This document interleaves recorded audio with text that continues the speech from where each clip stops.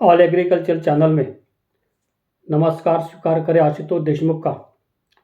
आज का वीडियो थोड़ा अलग है। महाराष्ट्र के कृषि मंत्री जी ने एक विवादास्पद बयान दिया है। उन्होंने ये कहा है कि सरकार किसानों को 1 रुपये में फसल बीमा देती है और आजकल तो भिखारी भी 1 रुपया नहीं लेता। उन्होंने सीधे सीधे किसानों की तुलना भिखारी से की है। मैं उनके इस बयान का एक किसान होने के नाते पूरी तरह से निंदा करता हूँ और मुझे इस बात का ताज्जुब होता है, ये राजनेता बार बार किसानों के बारे में इस तरह की उल्टी सीधी बातें क्यों करते हैं। इसका कारण यही है कि किसान एकजुट नहीं है और जो भी किसानों के संगठन है उनकी आपस में पट्टी नहीं है। किसान बिखरा हुआ है, इस वजह से किसानों के बारे में इस तरह से आपत्तिजनक टिप्पणियां होती रहती है। सरकार किसानों को जो भी सहूलत देती है या कोई योजना बनाती है तो कोई उपकार नहीं करती, क्योंकि सुबह से लेकर शाम तक जो भी चीज़ें हम यूज़ करते हैं या आप लोग यूज़ करते हो उसका रॉ मटेरियल किसान के खेत से ही आता है। अगर वो बंद हो जाएगा तो आपका दिन भी बंद हो जाएगा। तो ऐसा नहीं है कि सरकार किसानों को मदद करती है, कोई ऐसा नहीं करती, ना कोई उपकार करती है, क्योंकि किसानों ने जब जब देश को ज़रूरत पड़ी, जब जब देश ने आह्वान किया, तब भारत का किसान देश की मदद के लिए सबसे आगे आया। जब लाल बहादुर शास्त्री प्रधानमंत्री बने, एक बहुत बड़ी मुश्किल वक्त में प्रधानमंत्री बने। पंडित जवाहरलाल नेहरू जी के निधन के बाद में एक मुश्किल वक्त में देश की बागडोर लाल बहादुर शास्त्री जी ने संभाली। 1962 में चीन के साथ एक बहुत बड़ा मुश्किल युद्ध हमने लड़ा था और उसके बाद में 1965 में पाकिस्तान ने भी हमारे ऊपर हमला कर दिया। ये दोनों युद्धों के चलते देश की अर्थव्यवस्था पूरी तरह से चरमा गई थी और खाने की चीज़ों की कमी होती जा रही थी। देश के खाद्यान्न के भंडार दिन ब दिन कम होते जा रहे थे। 50 करोड़ की आबादी में भुखमरी चल रही थी। उस समय लाल बहादुर शास्त्री जी स्वयं सप्ताह में 1 दिन का उपवास रखते थे और उनका परिवार भी उपवास रखता था और उन्होंने आह्वान भी किया था कि सप्ताह में 1 दिन उपवास किया जाए, क्योंकि हमारे पास खाद्यान्न नहीं है। तो उन्होंने ऑल इंडिया रेडियो पे एक आह्वान किया था कि जय जवान जय किसान। किसानों ने उनका आह्वान स्वीकारा और रात दिन मेहनत करके देश के खाद्यान्न के भंडार भर दिए। 55 करोड़ की आबादी थी, तब भुखमरी थी, आज 140 की है, आज भुखमरी नहीं है। इसका श्रेय किसानों को ही जाना चाहिए। रात दिन मेहनत किया।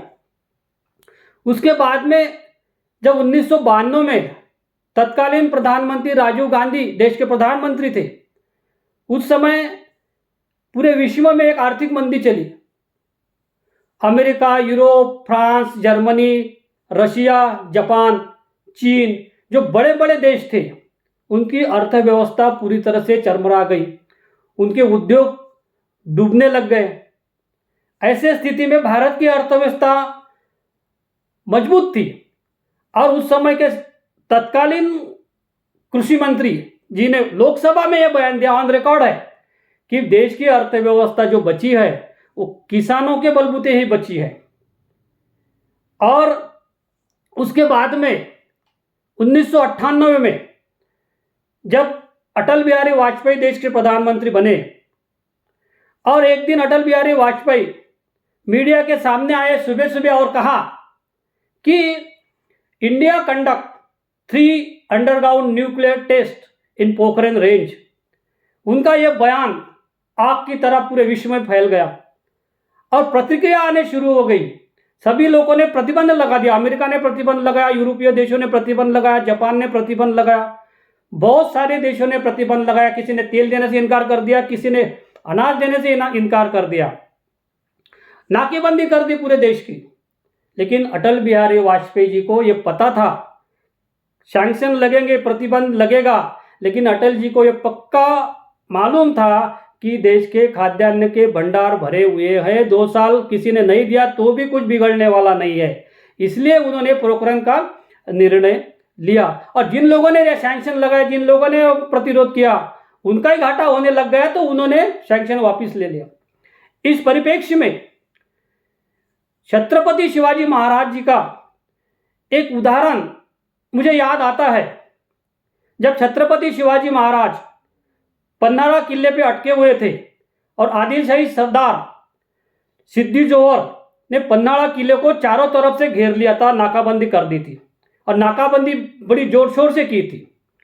6 महीने तक शिवाजी महाराज पन्हाड़ा किले पे अटके हुए थे।